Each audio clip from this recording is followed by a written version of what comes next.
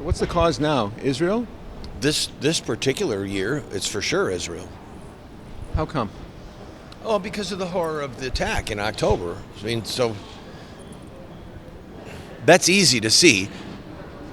It was horrifying. It was an horrific massacre, Yes, it but was. the mainstream press has depicted it in such a way that that the Palestinians are the victims, and even though they attacked Israel, that Israel is the aggressor. A key part of the foundation of Islam is the destruction of the Jewish people, and that comes from the mouth of Muhammad himself.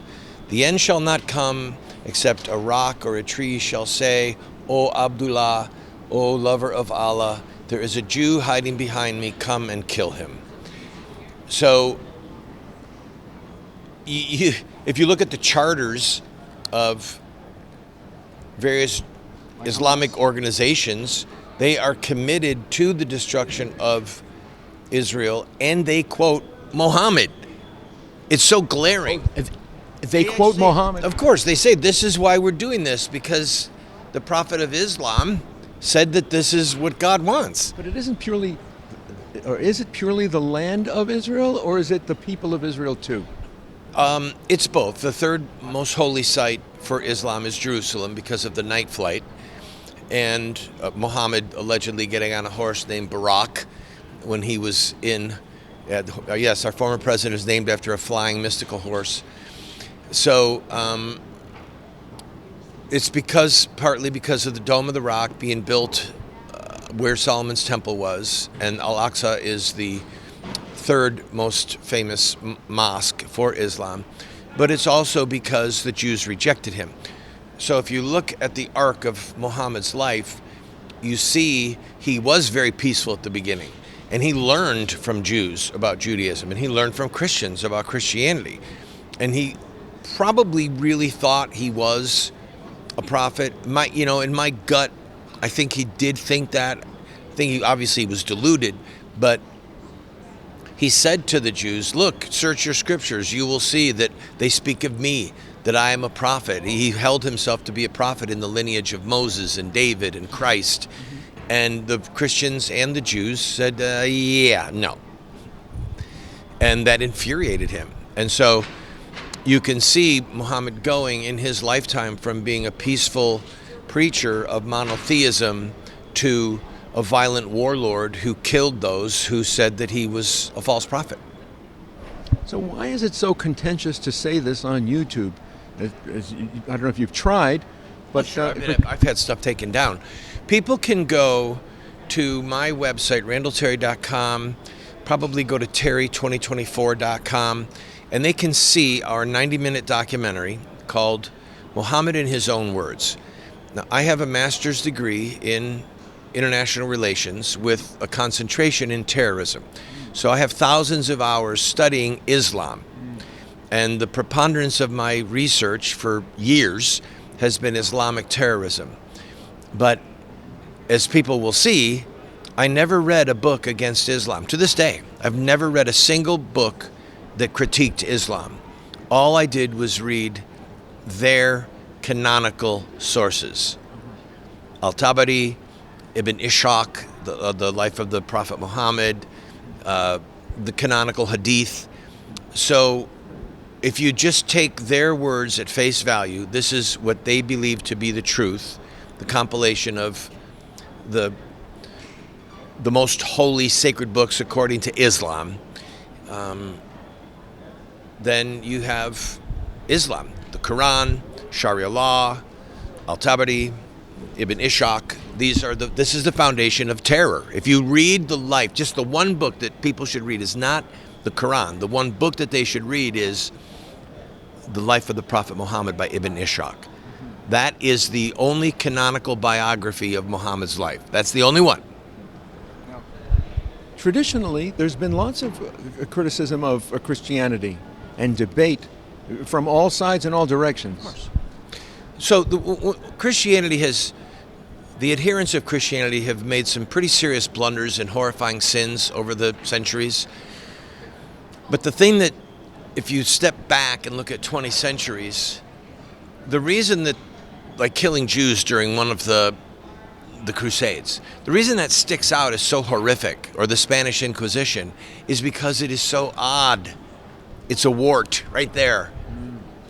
It's not the norm.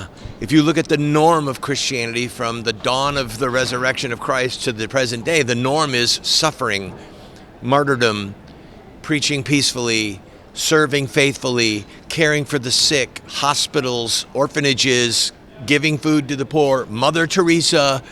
That's Christianity. And if you look at Islam from the dawn of Islam to present, you see the overarching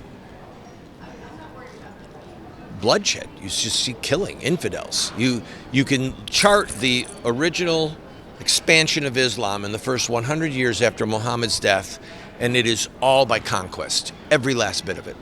And Islam would have died if they didn't have the apostasy laws. When Muhammad died, the Arabian Peninsula said, we're done with that. And Abu Bakr, the first caliph, first successor, said, no, I don't think so. You swore an oath.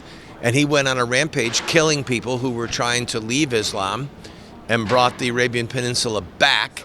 And then from there, they spread north, and they spread west, spread east, and by conquest. But Christianity has had its share of conquest and colonialism around the world? Not to spread the gospel. The gospel being spread was not by conquest. So if you look at the Roman Empire converting to Christianity, we didn't have any armies. We had martyrs. We had preaching. So it's a fallacy to say that Christianity was spread by conquest. Now, were there Christian nations like England that took over India? Sure, but they didn't force conversion. There's very few Christians in India because the English said, "Look, your religion is, your thing." They were there. The East India Company was there for commerce, not for evangelism. So where is the Christian opposition to jihadism? That's and both, when I say jihad, physical jihad and also political jihad. Where's the Christian organized opposition? Is there such a thing in the United States? In my opinion, the greatest virtue is courage, because courage propels all the other virtues into action. If you know what the merciful thing to do would be, but you don't have the courage to do it, if you know what the truth is, but you don't have the courage to say it, and so the expression, cowards go first into hell, comes from the book of Revelation, where it says that those who are going to be thrown into the lake of fire, the first is cowards. And I think that most, I don't want to do percentages, but the great crisis in the Christian community, at least in the West, is a crisis of courage. The love of reputation, the love of self, the love of comfort. I don't want to lose prestige. I don't want to lose money. I certainly don't want to lose my life. And so I'm not going to go out on a limb and say that Islam is an inherently violent religion committed to the subjugation of the world through the sword. Even though that statement is true, it's simply true. They're afraid to say it because they don't want the blowback. They don't want the... Well, there are organized flash mobs on Twitter and on Facebook that will flag and have the video removed or the statement removed? Well, I've run into problems with Google and YouTube. I had somebody pursuing me in real time in the internet world when we released our 20-part documentary called What Would Muhammad Do? Only using Islamic sources and not taking them out of context, scholarly research. I have a master's degree in this stuff. I know what I'm talking about. And I had somebody in real time committed to getting me erased from the cyber world, the content erased, probably because they were a Muslim, for sure because they hated the truth. And these are people that are treacherous. They're enemies of freedom.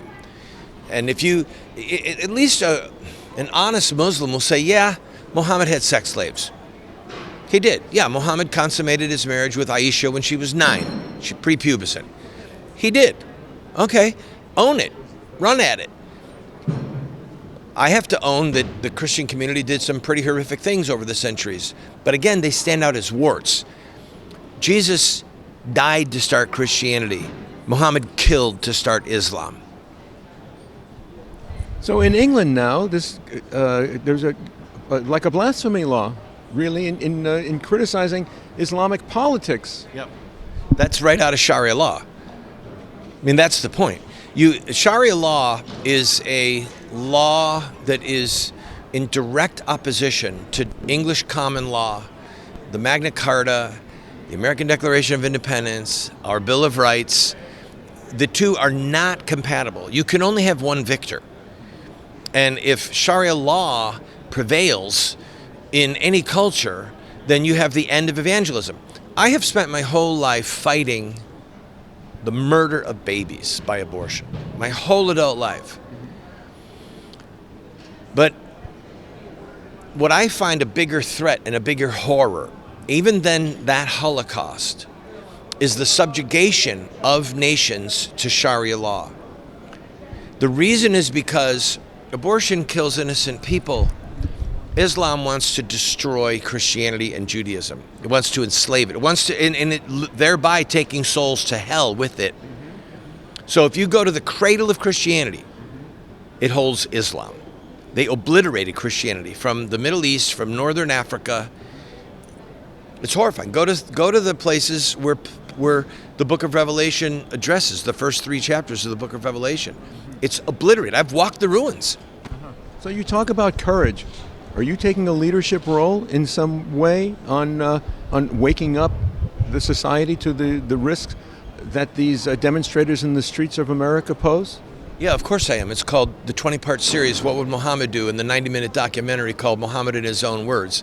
I've had multiple death threats from multiple continents because of the content of this. And our actor, you might remember Garland, Texas, those terrorists that were shot. Pamela Geller? Yeah. Faustin. About a week before that happened, I got a letter from Garland, Texas, from terrorists threatening to kill me. From Garland. Is that a suburb of Houston or Dallas?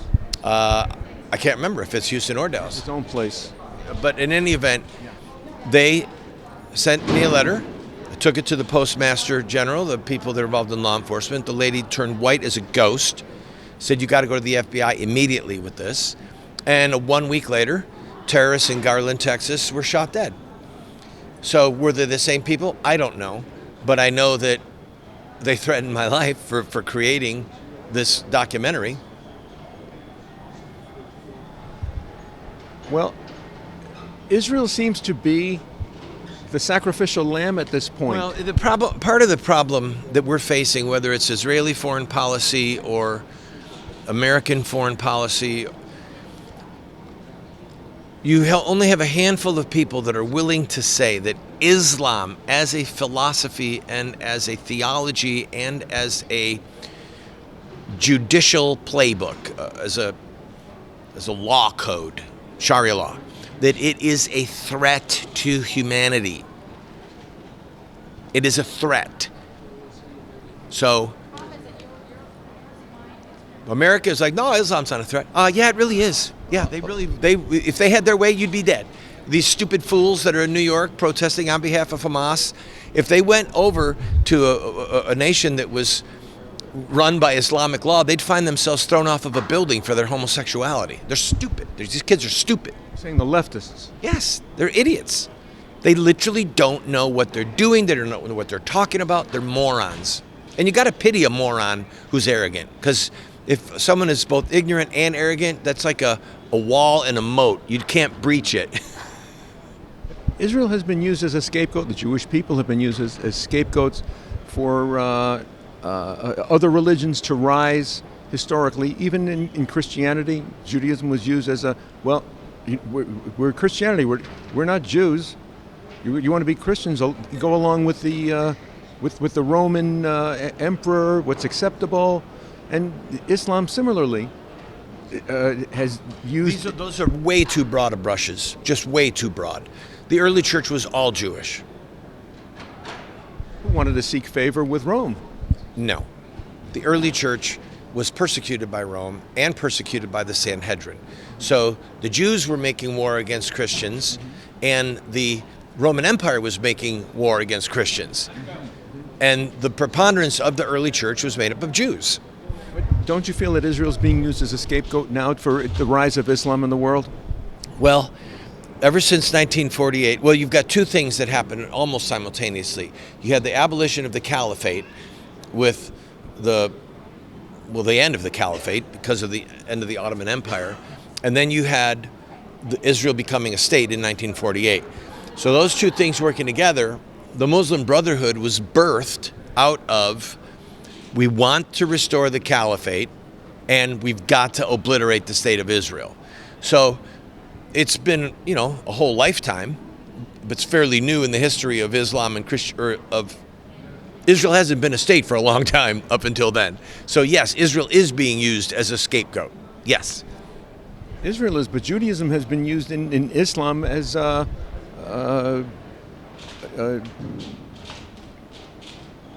worse than secondhand, right? It was a subservient class who had to pay extortion money to not be killed. And so did Christians under Islamic law. You had to pay a tax to the Islamic ruler if you were a Christian or a Jew, and because they were people of the book, they were allowed to practice their religion privately. Christians were not allowed to ring bells, which resonated with the resurrection. The bell is a symbol of the resurrection. The Christians were not allowed to publicly eat pork or drink wine. And the Jews, likewise, were forced to pay a tax, and they could practice Judaism behind closed doors. But, that's Islam. They persecuted Christians and Jews, but they allowed them to at least live because they were people of the book. Muhammad believed that Christians and Jews, the Old and New Testament, were in fact the words of God, but they were corrupted by the scribes, by the monks, by the Jews who were copying the scriptures. Muhammad said that Allah sent him to correct the errors of time, and that the original scriptures were in fact true as given to the Jews and to the Christians. But for example, the Apostle Paul is hated by Islam. Hated. Because he taught in his letters the divinity of Christ, which to Islamic ears is blasphemy. God hath no son, he does not beget, neither is he begotten. So what concerns do you have about organized Islam coming in with an Islamic agenda which is anti-American, which is anti-liberty? You've got some communities that have passed laws that say we will never acknowledge Sharia law. Right. We will not allow it to be practiced here. Few, very few. Yeah, I know. It's a start. Part of the issue is being able to say the truth, unfettered. So right now, you're seeing in this new Trump era, you're seeing the collapse of the chokehold against opinions that are not liked by the left. Political correctness? Political correctness, wokeness, whatever you want to call it. So but the fear of Islamophobia is still strong. My point is that the breaking of the stranglehold may result in the ability to have this discussion. So let's see if you play this whole thing unedited, so that my words are there, and let's see if it gets taken down. Those are the two things. So you as a filmmaker, I've been interviewed by people, and then they edit it so that some of the things that they didn't like, they didn't put up, and then I've had stuff that wasn't, edited, but then it was just taken down by the powers that be in cyberspace. Right. So we don't know what's going to happen literally with this interview. Well, I know when we talked about Islam in the past, for instance, the spigot, the faucet was turned down on distribution, that it didn't rank as high as the other one that we did also. And I'm sure it's not because it's not an interesting video, but when it comes to YouTube, the public it's not being spread. They're doing it not with the government condoning. You're talking to the wrong guy, because I'll get in trouble. I'll say things on camera about Mark Zuckerberg and about Google and about YouTube. These people are bastards. They are evil, evil men. But Mark Zuckerberg is one of the most disgusting people on the planet. And how come? Because he chokes the truth. He won't let people just say the truth. And maybe now he's getting a little bit of pressure, so he's going to. I don't know. I haven't seen it reflected. I don't know. My mind is focused right now on other things. But these people are villains. They are true villains. They are cut from the cloth of Joseph Goebbels. They are propagandists, the Ministry of Propaganda, and they are choking out freedom.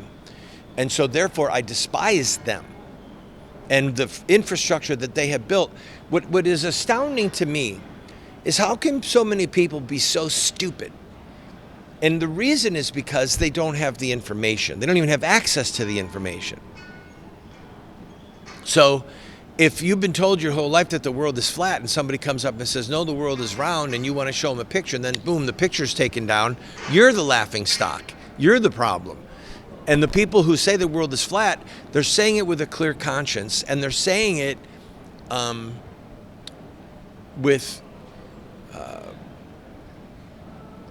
without malice. They're not trying to be deceitful. They're saying it because they believe it. They're saying it because they believe it's true. Your camera's starting to tilt. Are you losing your bubble going crazy? If you declare candidacy for Congress, Council for American Islamic Relations will try to oppose you politically, right? I don't care. Let them. They know who I am. I know who they are.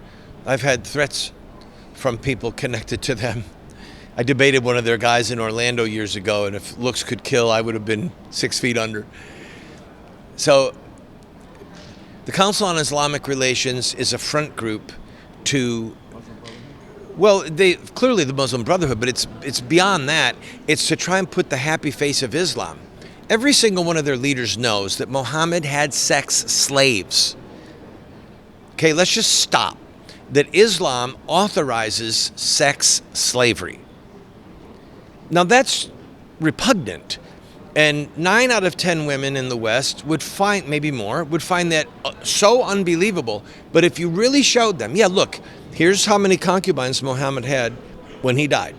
Here's the women he took captive and then had sex with when he conquered an area. Here's the woman who was gorgeous and he tortured her husband to death, putting fire on his chest to try and figure out where money was. And when he finally died, the guy said, oh, by the way, he's got a gorgeous young wife, and Muhammad took her as a sex slave and then wife.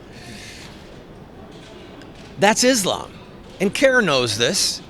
So you can't say, oh, wait a minute, this is the prophet of God, and this is how he behaved, and we're supposed to make that gap, that this is okay, we're supposed to bridge that, yeah, this is okay with God. All they have to do is say you're Islamophobic. I don't give a crap about that. No, I'm afraid of tyranny. I'm afraid of oppression. I'm afraid of sex slavery. I'm afraid of injustice. And that's what Islam promotes. So these words mean nothing to me. Islamophobia, what does that even mean? I'm afraid of Sharia law. I'm afraid of getting my head cut off because I said Muhammad is a false prophet. Okay, sure. But you're not racist and discriminatory against Muslims in person. No, it's that this is about a school of thought. I have friends who are communists. I think communism is born literally from hell. But they're my friends. And I tell them that communism it's absurd, it's oppressive, it's tyrannical. But they're still human beings who have the right to life and who have the right to enjoy liberty, and they're my friends. So I'm not going to oppress them because of their ideology, but I will be unwavering that their ideology is a threat. Islam, the ideology, Sharia law, is a threat, and it has proven itself a threat, and all you have to do is study the oppression of Islam for multiple centuries. Your website?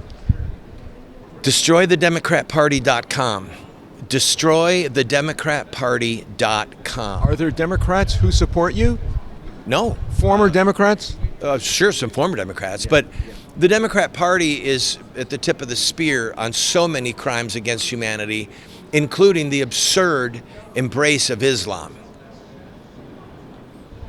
For votes? See, or they embrace? I don't care if people vote for me. Go to my website, see the commercials, go to terry2024.com to see the movie for free. Muhammad in his own words. Make a contribution if you'd like to see our message get out. That'd be great. But say a prayer for our safety, please.